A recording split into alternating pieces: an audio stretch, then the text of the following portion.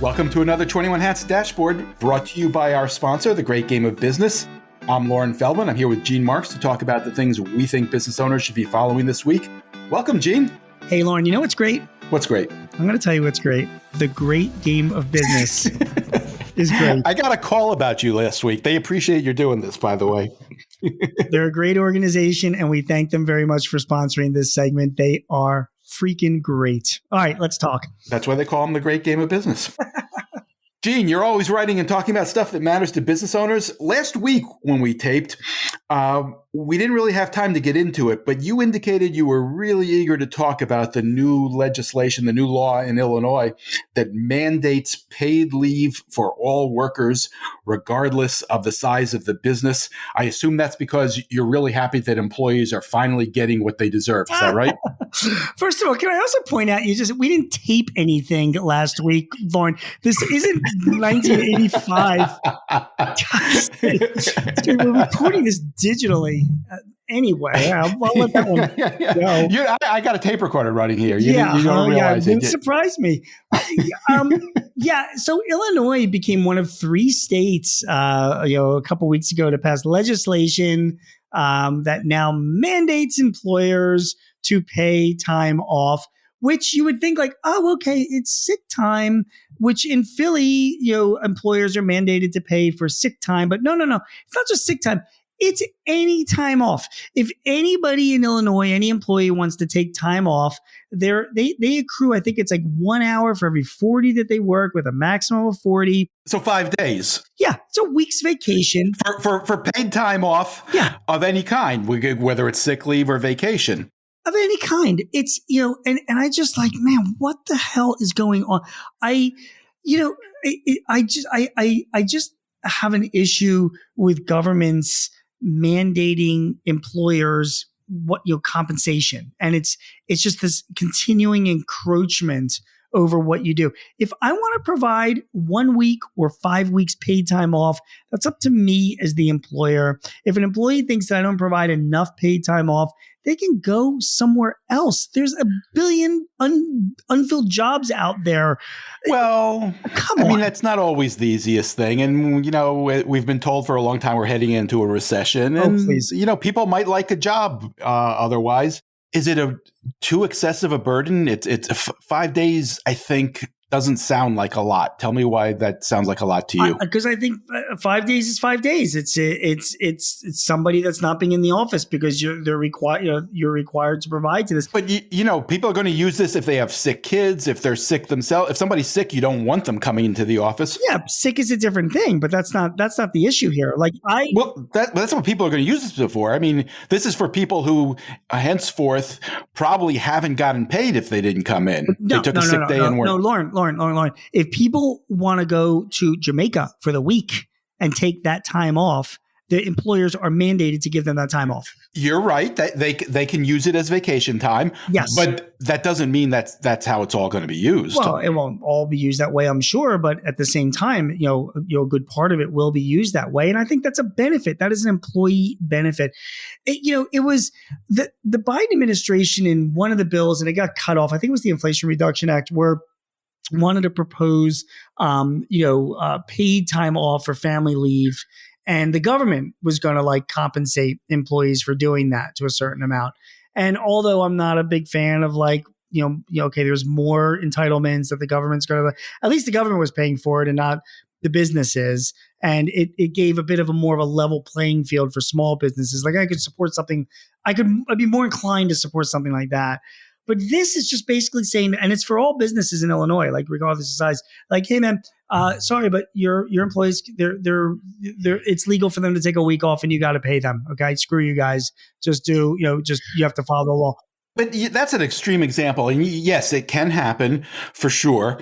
But don't you think it's much more likely that employees are going to reserve that time in case they need it because they're sick, a kid's sick or something like that? I don't know. I don't know what employeers are going to do with their time. What I think would be just much better off is that if employers had the ability to offer the compensation package that they can afford, and that they feel makes them competitive, and then let the market decide whether or not they can attract enough employees or the right people for their business. Does it make a difference to you? I hear what you're saying. It's very similar to a minimum wage law, same kind of principle. Does it make a difference to you that this affects everybody, so it's not a competitive advantage? I don't support minimum wage either. I mean, okay, there we go. Yeah. We've gotten to the nub of it. Yeah, I don't support that either. I mean, I feel like, I mean, I don't have a single client that pays anywhere near the minimum wage. The minimum wage in Pennsylvania is still like $7.25 an hour, which is ridiculous. And because it's so ridiculous, nobody even pays any attention to it. It's the same thing with this vacation rule. I mean, you can mandate that you take a week off. Employers, trust them, trust me, trust other business owners to have the wherewithal to figure out what makes sense to provide to their employees in the form of compensation, whether it's vacation or health benefits or just compensation.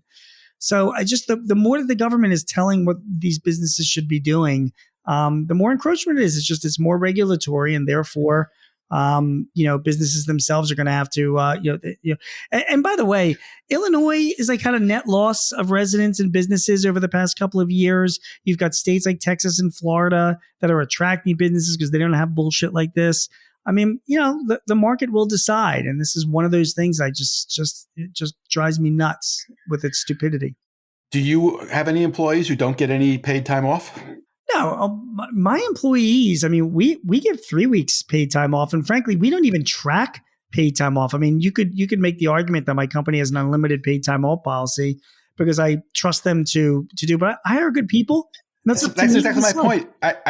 It surprises me that this one pisses you off so much, given that it sounds to me like it's the same situation that you just described with the minimum wage laws. I'm in the tech industry, and that's common. And the people that work for me and with me, they're good people and they're good adults, and they do good jobs. And we're all adults here when we come up with our own compensation, and we have our own compensation plans. And it's like it's like an unsaid unlimited paid time off type of plan. Although we have in writing that it's 3 weeks. But that's for me to decide between my employees. I don't have the state of Pennsylvania involved in how much vacation I'm giving to my people. It's just I don't know. To me, it's like insulting. You have put your finger on what's different about this law. I think there are a bunch of states, I think maybe 14 or 15, that have similar laws, but it's only for sick leave. Yeah. And this is vacation as well. Are you aware of any movement? Do you think it's going in this direction, or too early to say? Listen, I mean, I know mandated paid time off without explanation is not something that is on the national horizon. I know there's a lot of talk at the national level about paid time off for dependent care or sick time, and so I can see that happening more so than just, hey, everybody just take vacation time and have a good time, and your employers are going to pay for it. All right. I think we've killed that topic. Next one. If you have any thoughts of selling a business, you wrote a piece with a bunch of suggestions for things that business owners should do, even if, they're not sure and it's not that close. Correct? 6 things. I've got this article right in front of me. Okay. Revisit your buy-sell agreement, pay for evaluation now, do a document check, bring in a technology expert, visit Home Depot, and assemble your team.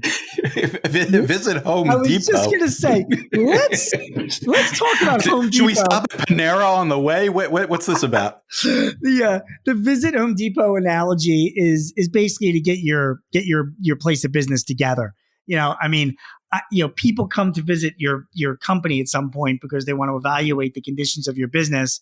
And I have clients as well. It's like I don't know if you have the same problem in Jersey, but here in Philly, potholes, your entire car gets submerged. I see like parking lots for my clients that are like minefields, or, gutters falling down, or unpainted walls. And these are clients who are looking to sell their business. I'm like, well, dude, don't give the impression that you're giving up on this business just because you're selling. That's not a good look, even if you're not trying to sell the business. Yeah. I mean, that's the whole thing. Like, and by the way, I concluded with this, is that everything in my entrepreneur article, these 6 things you should be doing to prepare your business to sell, you should be doing this like all the time, like visiting Home Depot. Your place of business should be a nice looking place that you feel proud to go to. It shouldn't be a shithole.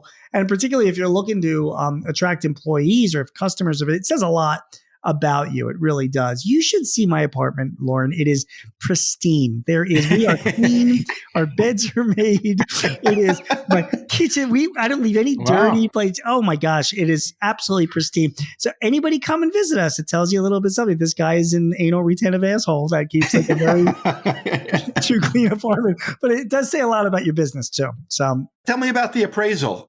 Do you think people should get an appraisal routinely? Yeah, I'm a big fan of valuing your business. I do believe that you should. If you're thinking of selling your business, I just had this conversation with a client this week. They are at the age now where they're thinking like they might bring in some those private equity firms to like maybe buy them out. They don't know yet. And I'm like, before you do that, bring in, a certified appraiser, like an accredited appraiser, to come in and take a look at your business. It's going to cost you $5 or $10,000. I get it. But, that's what they're trained to do. And they will give you a good idea as to what your business is worth and where your value is.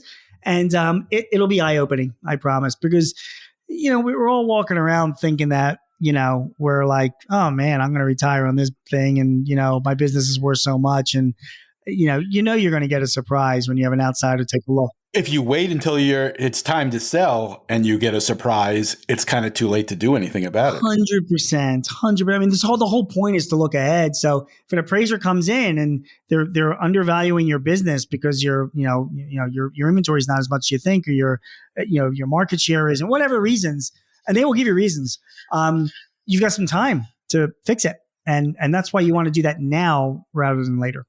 I want to ask you about one other item on your list, which is to bring in an outside technology firm. That's the kind of work you do, isn't it, Gene? Yeah. What a coincidence. Isn't that something, Lord? How about that? What a jerk you are, as if you're saying, so let me like, did you just call me a jerk? Yeah. Okay. Full disclosure here. Okay. That's not what we do, Loren. How long have you and I known each other? We sell CRM software. We're not an IT firm. Let me read it. I have this thing. I have this article. To do this, you'll need to bring in an outside technology firm to evaluate your network, your hardware, your security, software, and databases. I bet you could do that. No, we do not. We do not do that. I can good. evaluate your CRM system, but that's not your network or your servers or your wiring or whatever. So, fuck you, Loren. That is not what I do. I want you to know that now. This was not some self-selling, whatever. Now, full disclosure, some of my Forbes columns on CRM, they might lean a little bit to like kind of hire me to help you out. But this is a completely different thing. But you disclose that you're in that business. It's a completely different thing. Yeah, that's right. And by the way, when I was at Forbes, I hired you to write that column. So, that's right. So thank you. I think we're on the same page here. I think we are. All right. Last topic. You wrote another piece, I think also for Entrepreneur, in which you said there are 10 tax numbers, not categories, but numbers every owner should know.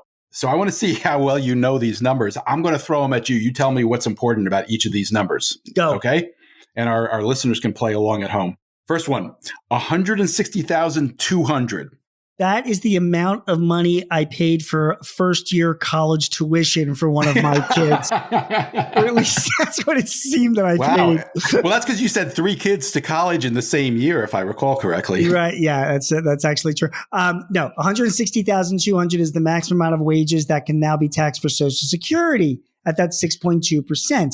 So if you are making anything above $160,200 this year, that will not be taxed for Social Security. However, the 1.45% Medicare tax still applies.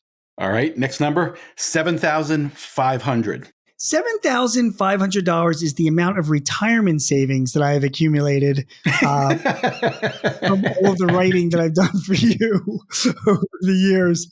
No, just kidding. It's twice that. But the $7,500, it's a catch-up contribution you can make to your 401k.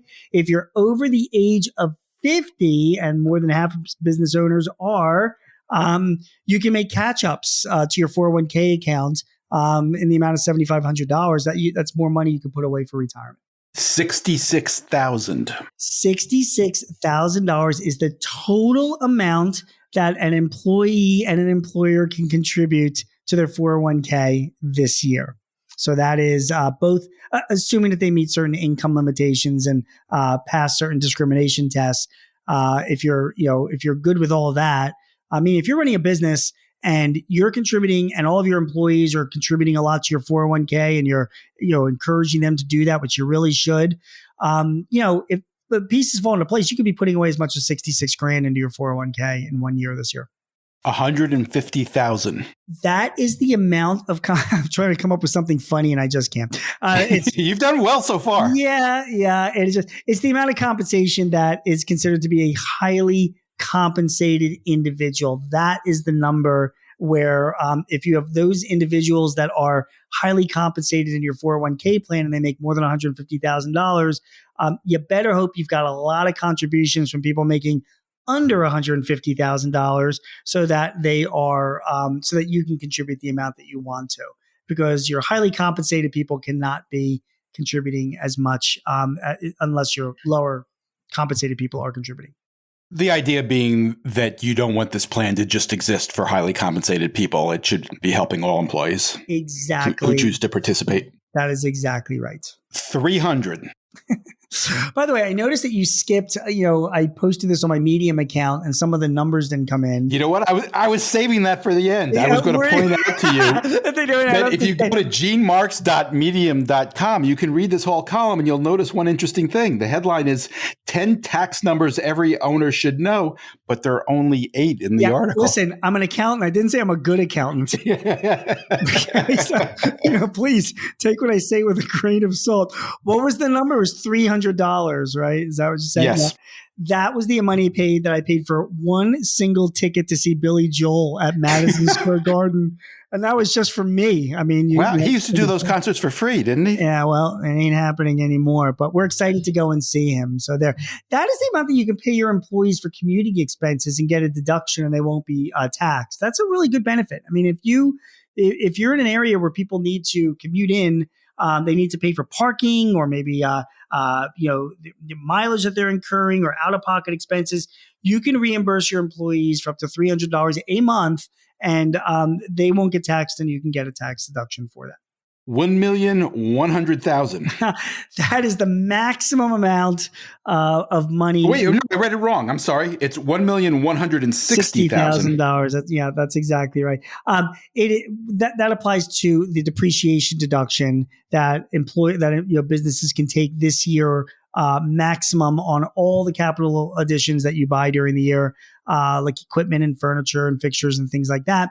You can deduct right off the box $1,160,000. Just make sure you put those assets into service during the year so that so they're up and running. But you can take a full depreciation for that. 12,920,000. That would be a number that, Loren, you and I will never have to worry about. Let's move on to the next. No. That is the right now the tax exemption for estate taxes. So whatever assets that are exceed $12,920,000 is exempt. Is exempt from the 40% estate tax rates. And then it's if you're married and happily married, Loren, you and your wife, you can shelter 25 million of your assets before you have to pay estate tax. So I know that comes as a big relief. Well, I'm going to have to start charging those great game folks a lot more money. I know that 21 has been crushing it this year, so this could be a concern of yours. Talk to your estate planning expert. Last one, Gene, 17,000. This is the amount of money that you can give to me, Loren, without being taxed. It is the gift tax. It doesn't even have to be to family members. It can be to anybody that you want. So, Gene, I thought this podcast was enough of a gift to you. Just talking to you is a gift, Loren. So, okay, thank you. You can gift to anybody in the world $17,000 a piece. They won't pay any taxes on it, although that will reduce overall your lifetime estate. But at the same time, it is a non-taxable contribution you can make to any individual you want. All right. That is 8 of the 10 important tax numbers that Gene Marks promised us. Close enough. If you go to Entrepreneur, you can read the other 2. And that's why I always say like it's 8 out of 10, which is close enough. Because the reason why I don't do taxes, Loren, is because for me, if it's close enough, it's good enough. I'm not the guy you want doing your taxes. That's all. I'm going to leave it at that. Okay. What are you working on, Gene? Anything we should look for this week? Yeah, I'm going to write for the Inquirer. I'm up in the air. I think I'm going to revisit the State Small Business Credit Initiative and see how that's doing. We've talked about that quite a few times, and it does. I don't see a lot about it, and yeah, it seemed like a lot of money, and I'm not aware that people are taking advantage of it, or it just seems like it's too quiet. I don't know. Yeah, it's quiet because it's going to the states, and the states are distributing it to these nonprofits, and it's just not getting a lot of news. So I'm revisiting it. Either that or a piece on mental health benefits, which you could definitely use. And then I have I'm up in the air on that. And then for The Guardian, my editor at The Guardian, who I absolutely love, Dominic, he loves like sort of workplace issues. So he jumped all over. There's a new study that came out. You and Dominic, Loren, would love each other. A new study came out that found that raising the minimum wage does not cause more unemployment, right? So try and guess my take on that one. So he asked if I would write about that, so I'm going to write about that this week as well. I have a feeling we're going to talk about that at some point. That could come up. Gene Marks is a CPA who writes weekly on small business for The Guardian, The Hill, The Philadelphia Inquirer, The Washington Times, The Chicago Daily Herald, Forbes, and Entrepreneur. You can also hear him on ABC Radio's Eye on the World with John Batchelor. Gene hosts 2 small business podcasts with Paychex Corporation and The Hartford.